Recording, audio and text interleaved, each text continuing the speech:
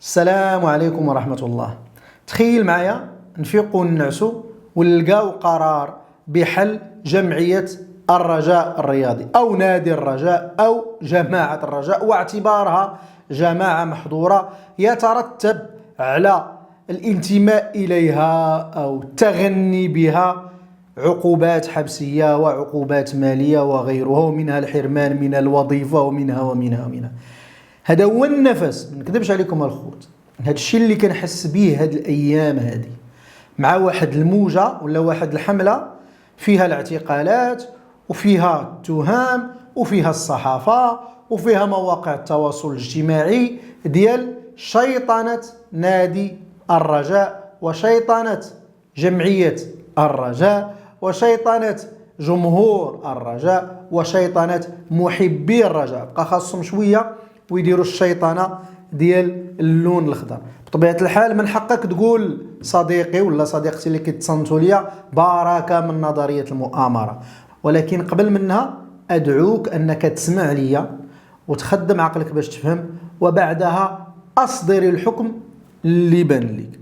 هذا الموضوع ديال واش فعلا هذا الشيء اللي كيتعرض ليه الراجا شيء عادي ام انه فعل استثنائي، وكيفاش خاصنا نتعاملوا معه، غادي نناقشوه بعد اللازمه ديال انخرطوا في القناه واشتركوا فيها، فعلوا جرس التنبيهات، وضعوا اللايكات ديال الاعجابات، وايضا تفاعلوا معها وتفاعلوا مع ما تنشره من خلال التعليقات.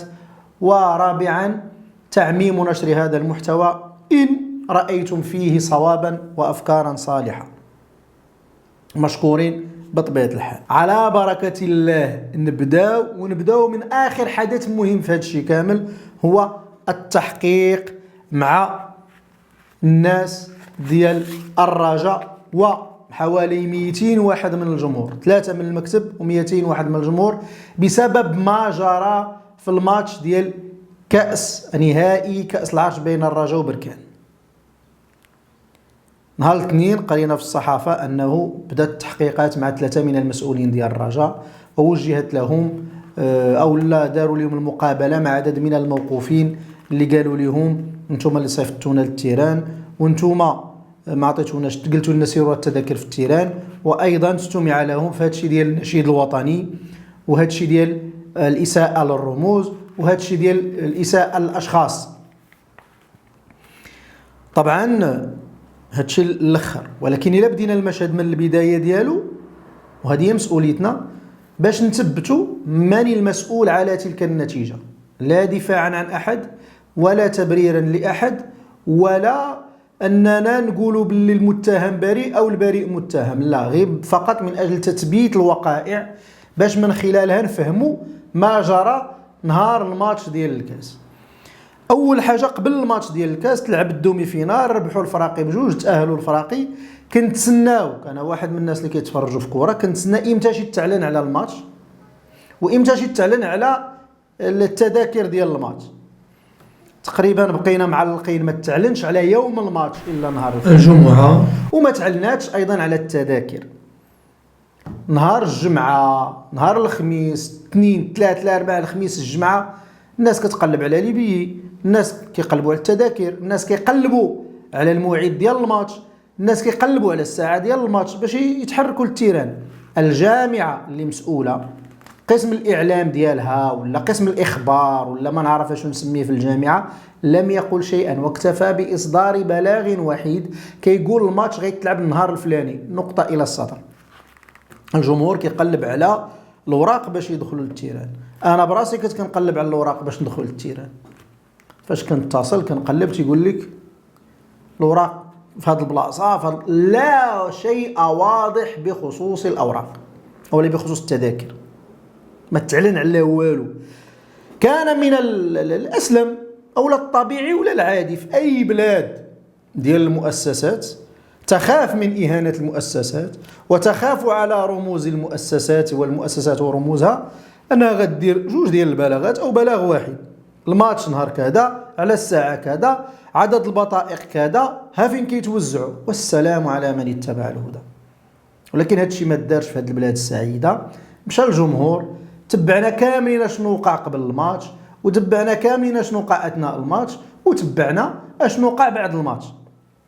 الحصيله هي التحقيق مع الرجاء، مع مسيري الرجاء، بسبب ما يقوله بعض او بسبب ما اتهم به بعض جماهير الرجاء. السؤال هنا، إلا غادي نحقوا مع هادو ومع هادو، علاش ما نحقوش مع الجامعة؟ علاش ما نحقوش مع المسؤولين على الماتش؟ واش الرجاء هي اللي جات تنظيمية للماتش؟ واش جمهور الرجاء هو اللي كان مسؤول على التنظيم ديال الماتش؟ واش جمهور الرجاء هو اللي كان مسؤول على تحديد زمن الولوج إلى الملعب؟ هو اللي كان مسؤول على توزيع التذاكر أو بيعها؟ هو اللي كان مسؤول على تحديد موعد الماتش؟ هذه مسؤوليه ديال الناس اخرين. علاش هاد الاخرين ما تحاسبوش؟ علاش هاد الاخرين لم يتم على الاقل استدعائهم للتحقيق باش نعرفوا ان يدلوا بدلائهم، يقولوا لنا اشنو وقع؟ هذا سؤال يبقى معلقا. غنزيدوا عليه اسئله اخرى للاسف الشديد. اتهم جمهور الرجاء بالاساءه لرموز البلاد وفي مقدمتها النشيد الوطني. هنا باش نكونوا واضحين وفاهمين، هذيك تخربيقه لا يمكن الدفاع عنها، وهو سلوك مدان. اسيدي ما عجبكش واحد الحاجه ديال شي بلاد، شي رمز من رموز البلاد، ما تصفرش عليها، ما تديهاش فيها كاع. هاد السلوك هذا ديال الصفير على النشيد الوطني ديال البلدان راه ماشي حاجه جديده، وماشي اختراع ديال جمهور الرجاء ولا اكتشاف ديال جمهور الرجاء او اكتشفناه نهار الفينال ديال كاس العرش. لقد تحول الى عاده.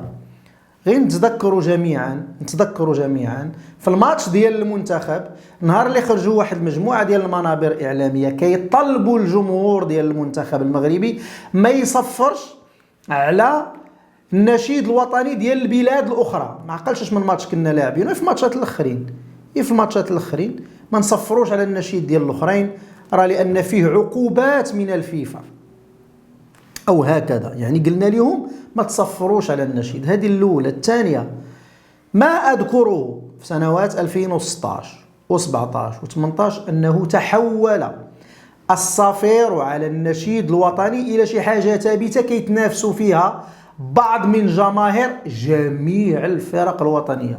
طبعا هنا غادي نشوفوا فيديوهات ديال عدد من الجماهير المغربيه وهي كتصفر، انديه ماشي غير الرجاء بوحدها، كتصفر على النشيد الوطني.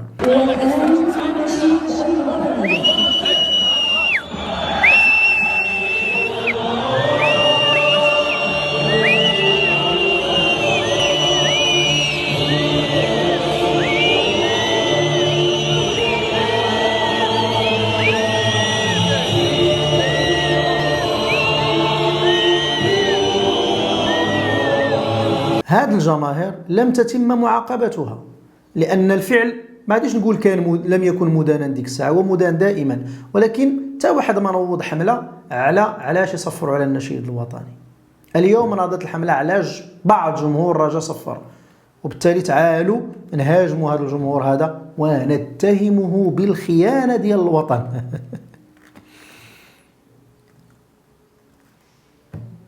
إلا كنا غادي اللي صفر على النشيد الوطني غادي نتهموه بالخيانة، خاص يكون عندنا بروف، خاص يكون عندنا سند قانوني باش نتهموا هاد الناس بالخيانة، ويكون عندنا قبل منه سند قانوني ندين فيه. يعني كنقولوا تصفير على النشيد الوطني مثلا نص في القانون، راه سهل يديروها في البرلمان، سهل دغيا يدوز هذا. تصفير على النشيد الوطني في الماتشات ديال الكره عقوبته كذا وكذا، او لا التصفير على النشيد الوطني دوما عقوبته كذا وكذا، وسدينا هذا الباب ما يبقاش يدار. لكن احنا ما دايرينوش في القانون، وبالتالي ما يمكنناش نتهموا الناس فاك. كاين واحد المعطى اخر في 2016 و2017 ملي كثر التصفار على النشيد الوطني في الماتشات ديال البطوله، الجامعه ما بقاتش كدير ديك الفقره ديال النشيد الوطني في الماتشات، حيداته من الماتشات باش ما تدخلش في هذا البوليميك هذا مع الجمهور ديال الكره.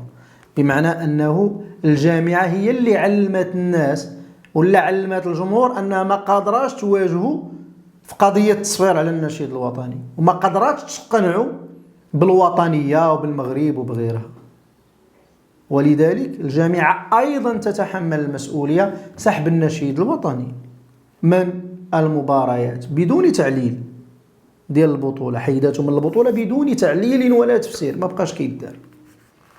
بمعنى علاش غنتهموا جمهور واحد فقط؟ أنا لا أدعو إلى اتهام الجماهير الأخرى، ولكني أتساءل علاش فقط هذا الجمهور هذا بوحدو اللي غنديروا ليه هاد التهم هذه؟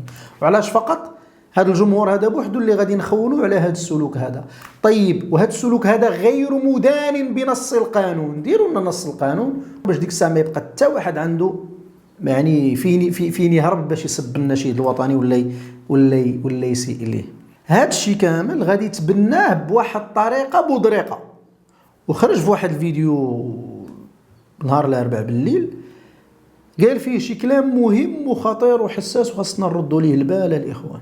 نسمع بودريقه شنو قال. ان جماهير او بعض الناس او بعض المكونات في نادي الرجاء الرياضي دائما كتتكلم على المظلوميه، ودائما كتتكلم على ان هناك اشياء تحاك ضد نادي الرجاء الرياضي. نادي الرجاء الرياضي احنا اذا كنا انهزمنا في مناسبات او في مقابلات فيجب تحمل المسؤوليه كمسؤولين كلاعبين كطاقم تقني، ونقولوا احنا انهزمنا بكل روح رياضيه. تعاقدات يعني نتوما كتعرفوا اي واحد كتجبدوا الرجاء اليوم تيقول لك المشاكل الماديه الخلاص، هاد اللاعبين غير باش تجيبهم باش تقنعوا يعني كنلقاو فيها مجهود، وحتى الا قبل تيقول لك خصك تعطيني واحد اكثر من 30 ولا 40% من ناحيه ديال التوقيع. كان عندنا مستشير في كاس العرب اللي هو يعني كان عاطي واحد المبلغ اللي هو كبير اكثر من 200 مليون، كان عاطي في 3 ديال المقابلات. يعني ملي كان عندنا العقد غادي يتوقع يوم الاثنين، يعني بعد مورا ديك الاحداث ومورا ما سمعوا هاد الناس فهما تراجعوا على هذا الاستشهاد، على يعني تراجعوا على باش يعطيونا هذا السبونسور هذا. لاول مره كنشوف باللي كيخرج رئيس ديال النادي ديال الكره في الكره الارضيه وكيقول للجمهور ديالو شوف ايها الجمهور العزيز، نهار نهازموا في شي ماتش ما نعايروش الحكم وما نعايروش اللي رسل لنا الحكم وما نعايروش اللي دار لنا التوقيت وما نعايرو حتى واحد، ما نبقاوش نامنوا بنظريه المؤامره، خسرنا نمشيو في حالنا. ما تغوت، ما تحتج، ما تنتقد، خسرات فرقتك حضر راسك وسير في حالك. والحال اننا كنشوفوا انه منذ فتره ولا مشكل شخصي بين رئيس الجامعه وجمهور الرجاء. تحول قبل فترة، قبل هذه العملية ديال التحقيقات، قبل أشهر قليلة، تحول إلى تخويل جمهور الرجاء، وخرجت صفحات تتهم الرجاء بالخيانة، والسبب أنهم دار واحد الهاشتاغ سميتو القجع فاسد. تم تخوين جمهور الرجاء، اتهامه بالخيانة، أنه يتلقى التمويل من الجزائر، وأنه عدو لمصالح المغرب، والسبب أنه انتقد القجع باعتباره رئيس الجامعة. في هذا الفيديو ديال بوطريقه قال كلام خطير خطير خطير جدا. قال ودي اللاعبين ما بقوش باغيين يسينيو النادي، كيبغيوش يسينيو النادي، علما انه يقدر يربح 50 مليون في سنه، ولكن ما باغيش يجي لنادي الرجاء. تخيل نادي الرجاء ضعيف الى هذا الحد اللي ما قادرش يقنع لاعب يجي يسيني فيه، والسبب هو المشاكل. اسمعني. ثم الشركات، واحد الشركه كانت باغيه تجي توقع معنا، الساعه ما غتجيش. علاش؟ وسبب المشاكل. هذا كلام خطير جدا كيقولوا بودريقه، وبالمناسبه ماشي بودريقه هو اللي قالوا، راه بدراوي كان كيقولها بعض المرات. شنو معنى هذا الشيء؟ سوق الاشهار الاخوان باش نكونوا واضحين، سوق الاشهار في المغرب متحكم فيه، بمعنى ما كتمشيش دير الاشهار كشركه كبيره في شي مؤسسه ولا في شي نادي كبير الا بناء على تليفون او على امر او على توجيه، نقطه. ياك واحد الشركه كانت جايه ثم ما مشاتش، بمعنى ان قالوا لها ما تمشيش، نقطتان. باش نشرح هذا الشيء اكثر غادي نقول لكم نموذج من الصحافه. اخبار اليوم كجريده كنا كنعرفوها، طريقه باش بدات كتموت اخبار اليوم وبدا الحصار على اخبار اليوم، بدات التضييق على اخبار اليوم، بدا بسوق الاشهار. بداو الشركات كيمتنعوا يعطيوها الاشهارات، نقطه الى السطر، بقاو كيقلالوا حتى ما بقى حتى حد قادر يعطيها الاشهار، وهي اخبار اليوم انتهت. طبعا كاينه مشاكل اخرى، ولكن الطريق ولا بداية الطريق لأكل أخبار اليوم وإنهاء أخبار اليوم كان هو هذا. أحسن جريدة يومية كانت في المغرب واحد الوقيته، ها هي في مشات، والسبب هو هذا الطريق الحدورة. هذا الطريق هي اللي كيقولها لنا بودريقة دابا، تيقول لنا راه الطريق هي هذه. الشركات ما باغياش تجي، اليوم ما غتجيش الشركة، العام الجاي ما غتجيش الشركة، واحد الشركة وحده اللي كانت كتمول راه غادي تعيا وغتقول لك السلام عليكم غادي يمشي في حالي. اشنو غدير؟ لا شيء. ومن ثم النادي يهبط، ولا يوقع شي مشكل اخر، يقول لك حقه الواد هذا النادي هذا طعن مؤسسات البلاد ورموز البلاد، كما كيحاولوا دابا يبقاو يتأولوا شي تخربيق باش يقول لك حقه هيا لنحضر هذا النادي ونحل نادي الرجاء نهائيا، ونحلوا حتى الجمهور ديالو، ونبقاو تابعينه في الزناقي اللي عنده شي لوغو ديال الرجاء ولا اللي تيغني على الرجاء نتابعوه حتى هو بتهمة الانتماء الى الرجاء او بتهمة حب الرجاء. حنا كجمهور ديال الكرة شنو خالصنا؟ كاين البعض اللي غيعتبر هذا الكلام ديالي مجرد هتهته سيناريو نظرية المؤامرة ونوم في العسل، ممكن، ولكن في تقديري هذا سيناريو محتمل جدا. علاش؟ لاعتبار وحيد، هو أن جمهور الرجاء عنده خصومة حقيقية مع فوزي القجع.